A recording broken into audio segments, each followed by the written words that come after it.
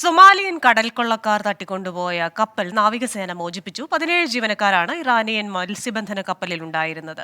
വിവരങ്ങളുമായി അച്യുതൻ ചേരുകയാണ് ഡൽഹിയിൽ നിന്ന്. അച്യുതൻ, ഈ സൊമാലിയൻ പൈറേറ്റ്സ് വളരെ കുപ്രസിദ്ധി നേടിയതാണ്. ഇപ്പോൾ ഈ തട്ടിക്കൊണ്ടുപോയ കപ്പലിൽ ഉള്ളവരെ മോചിപ്പിച്ചിരിക്കുന്നു. എല്ലാവരെയും രക്ഷപ്പെടുത്താനായി എന്നാണ് വിശ്വസിക്കാനാവുന്നത്. INS സുമിത്രയും ഈ ഒരു യജ്ഞത്തിൽ ഭാഗമായല്ലോ.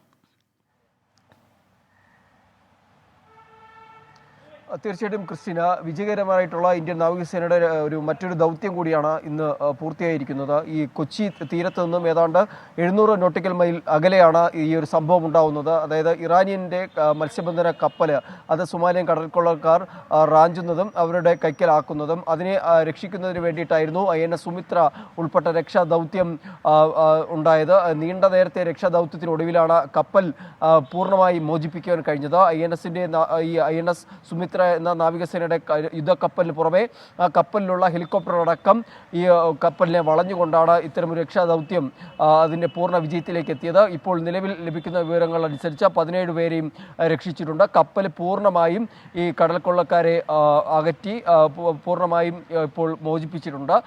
ഒപ്പം തന്നെ മറ്റ് പ്രവർത്തനങ്ങൾ കപ്പൽ മോചിപ്പിച്ചുകൊണ്ട് തുടർന്നും യാത്രയ്ക്ക് ഇപ്പോൾ അനുമതി ലഭിച്ചിരിക്കുകയാണ്. എന്തായാലും നീണ്ട നേരത്തെ രക്ഷാദൗത്യമാണ് വിജയം കണ്ടത്. നേരത്തെ പല ആക്രമണങ്ങൾ ഈ ചെങ്കടലിലും അറബിക്കടലിലുമായി ഇതുപോലെ ഉണ്ടായിരുന്നു. അന്നും കൃത്യമായ നടപടികൾ നാവികസേനയുടെ ഭാഗത്തുനിന്ന് ഉണ്ടായിട്ടുണ്ട്.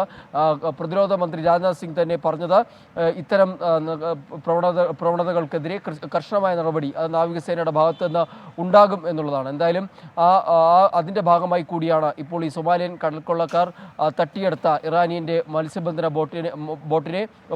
കപ്പലിനെ ഇപ്പോൾ നാവികസേനയുടെ സംഘം മോചിപ്പിച്ചിരിക്കുന്നത്. ശരി, വിശദാംശങ്ങൾ നൽകിയത് അച്യുതനാണ് ഡൽഹിയിൽ നിന്ന്.